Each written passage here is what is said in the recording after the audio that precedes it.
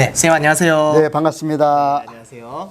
선생님 간단하게 우리 시청자분들한테 자기소개 부탁드리겠습니다. 네, 저는 평생자산관리연구소 소장으로 활동하고 있고요.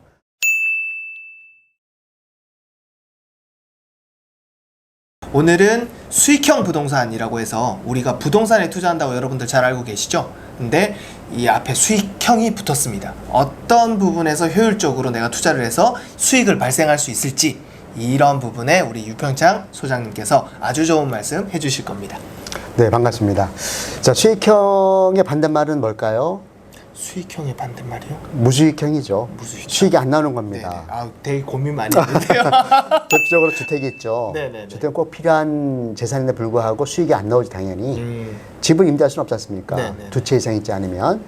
수익형 뭐냐 하면 기본적으로 소유하면서 거기서 나오는 월세라든가 수익이 나오는 거예요, 별도로. 근데 제가 볼 때는요, 우리가 인구 구조부터 봐야 될 것 같아요. 우리나라 인구 예, 구조요? 수익형을 얘기하기 이전에 네. 지금 엄마, 아빠, 아들, 딸 있는 가구를 보기 어려워요. 그죠? 엄마, 아빠, 아들, 딸. 넷이 걸어가는 걸 보기 쉽지 않습니다. 요즘은. 네. 뭐, 하나 정도 아이가. 네. 아니면 젊은 부부가 둘이 가거나. 네네. 아니면은 싱글 둘이 만나거나. 즉, 4인 가구가 별로 없다는 거죠. 그래서 아파트 시장도 저는 길게 보면은요, 위험하다고 봅니다. 아파트도 위험하죠? 그렇습니다. 왜냐하면 아파트를 매년 짓고 있잖아요. 신축으로. 네, 네. 그럼 구축을 남겨두고 짓고 있는 거거든요. 네. 부시지 않고. 네. 그럼 아파트도 신축, 구축으로 차별화되고 그러면 구축을 채워줘야 되는데 누군가가 1인 가구가 많다는 거예요, 지금. 1인 가구는 방색한 아파트가 필요가 없습니다. 왜냐하면 불편하거든요, 거꾸로. 학교가 옆에 있잖아요. 네. 그리고 문방구라든가 이런 시설이 많아요. 즉, 술 마시고 노래 부르고 하는 이런 유흥시설은 거의 없습니다. 특성상. 그럼 결국은 역까지 와거나 아니면 번화가 나와야 돼요. 1인 가구가. 네네. 또 퇴근해서 한참 가야 되고. 네. 이런 거를 싫어하거든요. 그러면 1인 가구들이 원하는 주거시설은 바로 오피스텔인 거죠. 오피스텔. 물론 오피스텔 천차만별입니다. 뭐 다 성공하진 않아요. 하지만 앞으로 뜨는 부동산 물건은 수익형, 그중에서 오피스텔이다. 이렇게 정리할 수가 있겠습니다. 네네. 그러면 오피스텔에 결국은 투자를 하는 게 가장 가성비가 좋다라는 말씀이신 그렇죠. 거잖아요. 왜냐하면 정부 정책에서 항상 비껴갑니다, 살짝. 왜냐하면 건축법을 준 거거든요. 네. 주택법이 아니라. 네네. 그래서 일반 근린생활시설 취급을 받거든요. 그러니까 대출도 더 많이 해주고 또 청약을 할 때 오피스텔에서 거주하면서 전입신고하고 10년, 20년 살거나 또는 열채 갖고 있어도 집으로 오지 않습니다.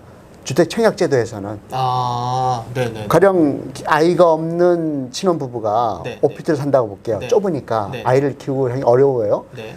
그러면 1.5룸이나 복층이라든가 투룸 오피스텔이 있거든요. 네네. 거기에 소유권 가지고 살면서 아파트 청약할 수 있다는 거예요. 무주택자로. 무주택자로? 그렇습니다. 아, 이건 저 몰랐어요. 이사 안 가고 아주 편리합니다.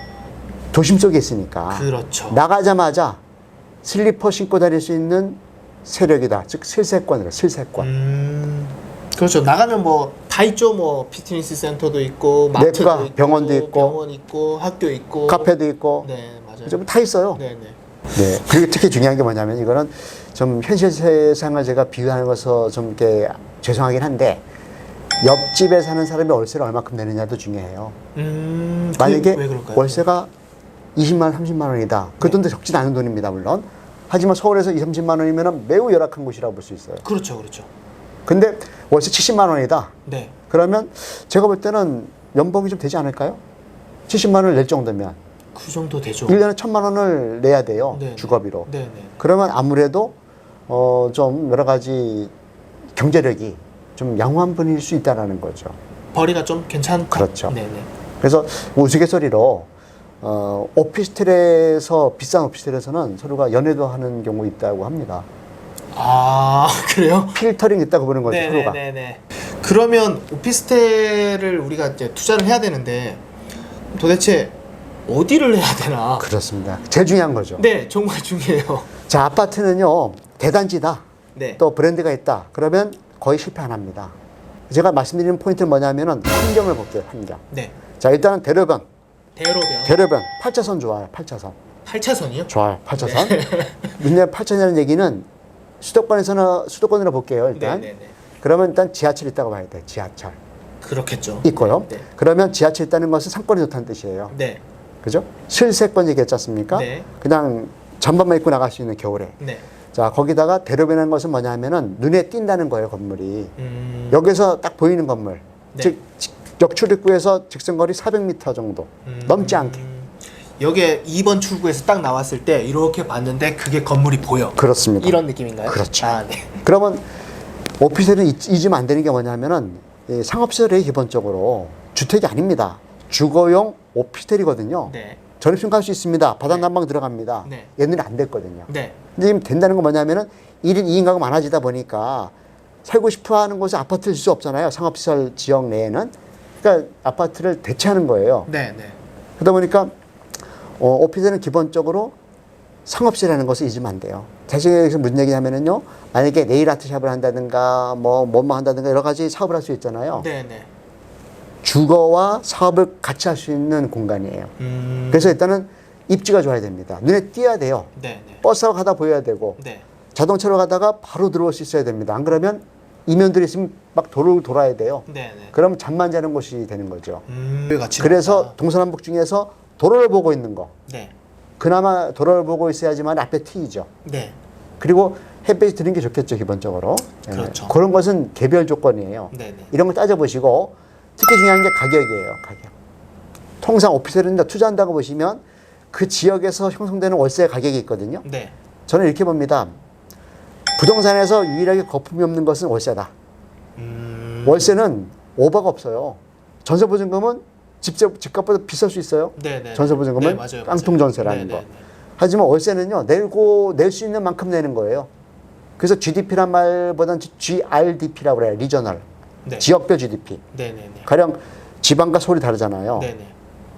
같은 1인 가구라도 돈벌이 사이즈가 틀릴 수 있거든요. 그렇죠. 근데 만약에 연봉이 뭐 수천만 원이 넘어간다 하면 월세를 100만 낼 수도 있겠죠. 그렇죠. 강남처럼. 네. 하지만 그러니까 월 수입이 적고 비정규직이다. 그러면 월세 많이 못 내겠죠. 그렇죠. 그게 중요한 겁니다. 따라서 한 달에 만약에 월세를 60만 원 낼 수 있는 지역이다. 공실 없이. 그러면 제가 볼 때는 2억 정도에서 움직이면 돼요. 2억 정도 넘지 않게. 가격이 월세가 60일 때는 2억이 넘지 않게. 내가 구입을 할 때 그 오피스텔 가격이 한 2억 정도. 2억이 넘지 않게. 넘지 네. 않게. 1억 9천 이런 거 양호하고요. 만 70만 원이다. 그러면 2억 한 3천에 4천 넘지 않게. 70만 원이면 2억 3천에서 4천 넘지 않게. 근데 싸다고 해서 이면도로 있는 거 하시면 안 돼요. 이면도로 있는 것은 물어서 가야 되거든요. 찾아서. 네. 그런 것들은 아파트 동의 하나가 아니거든요. 네네. 그래서 상업시설로서는 가치가 매우 떨어진다. 예를 들면 막 약간 그 대로변 바로 이제 뒷블럭 같은 경우에 막 일방통행으로 이렇게 한 바퀴 돌아야지만 이렇게 피턴 이렇게 갈 수 있는 막 이런 오피스텔이나 빌라나 뭐 이런 게 있잖아요. 네, 있습니다. 그런 건 완전 피해야 된다. 피해야 되고 최악이 뭐냐면 그런 거에서도 막힌 건물 마주보고 있는 저층 네네네. 이런 것은 그러니까 오피스텔이 어떤 분은 투자에 손해를 봤다는 그런 분들이에요. 대중들이 원하는 것은요 눈에 띄어야 되고 안전해야 되고 비 맞으면 비 조금 맞고 뛰어갔으면 들어갈 수 있는 곳. 네네. 거기다가 환하고 조망이 트이고 또 새 거이면 좋고 이런 거 원하거든요. 근데 오피스텔 같은 이렇게 분양팀들이 또 영업하시는 분들이 있잖아요. 네. 이렇게 보면 저도 한번 구경을 한번 간 적이 있는데 그 지하철역에서 이렇게 올라오자마자 5분밖에 안 걸린대요. 그래서 갔는데 실제로 5분밖에 안 걸려요. 근데 말씀 주신 그 대로변이 아니라 대로변 뒤에 있는 이렇게 약간 일방통행길 있고 막혀 있고 이런 오피스텔인데 지하철역 같은 데서 이렇게 거리가 중요한 게 아니라 그 입지 환경이 되게 중요하다. 그럼요. 그러니까 무조건 눈에 띄어야 됩니다. 그래서 설명할 때 친구한테 야 몇 번 쪽에 나오면 보이는 건물이 있지 그거에 몇 호에 이렇게 나가는 게 중요해요. 근데 어디까지 와? 그 돌아오면 뭐 보일 거야? 뭐 편의점 이렇게 하면은 잠만 자는 곳이다. 네네네네. 거기에는 돈을 많이 쓰지 않습니다. 그 건물 보이지? 야 거기에 왼쪽으로 봐봐. CU 편의점 보여 안 보여? 그렇죠. 그 뒤에 빨간 건물 옆에 있는 게 우리 집이야. 이런 거 안 됩니다, 여러분들. 알겠습니다. 오늘도 이렇게 수익형 부동산에 대해서 말씀을 해주셨는데 우리 시청자분들 많이 도움이 되셨을 것 같습니다. 고맙습니다. 네, 수고하셨습니다.